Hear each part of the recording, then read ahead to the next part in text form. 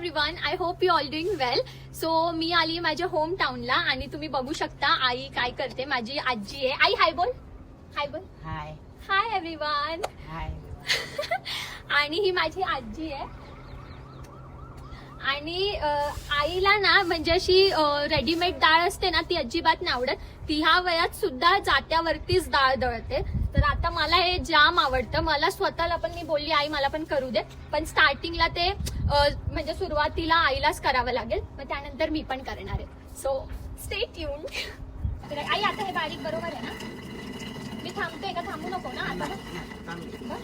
ही speed ठीक आहे ना? देख लो गाइस, तुम्हारा भाई भी कर सकता है.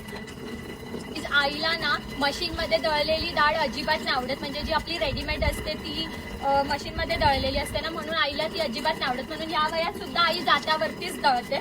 आणि आईला हे तिच्या सासूबाईंनी दिलंय. आईने अजून पण हे जसं तर तसं सांभाळून ठेवलं. आणि एवढा मोठा पाटा पण आहे ना, आई पाटा आणि वरवंटा ज्याच्यावरती मसाला पण वाटतो आपण, तो पण आमच्या घरात खूप मोठा आहे. आणि आईला आता ते ठीक आहे, ते कधीतरी मसाला मिक्सर मध्ये वाटते, पण डाळ आईला याचीच आवडते.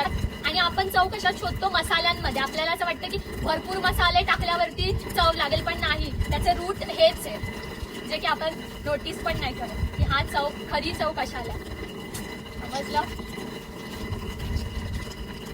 आणि आता हे नुसते दळत नाही, ह्याला अजून पांखरावी लागते आणि त्यामधले साल थोडे वेगळे करायचे आणि बारीक डाळ याच्याने अजून ती गाळायची. खूप मोठी प्रोसेस आहे, खूप मोठी प्रोसेस आहे. आणि आई हे सगळं एकदम आरामशीर आनंदात करते. तिला कंटाळा पण नाही. आणि आपण इथे जेवण बनवायचं म्हटलं की लगेच कंटाळा येतो. रेडीमेड डाळ बनवायला पण आपल्याला कंटाळा येतो. कैसे कर लेते हो ऐसे.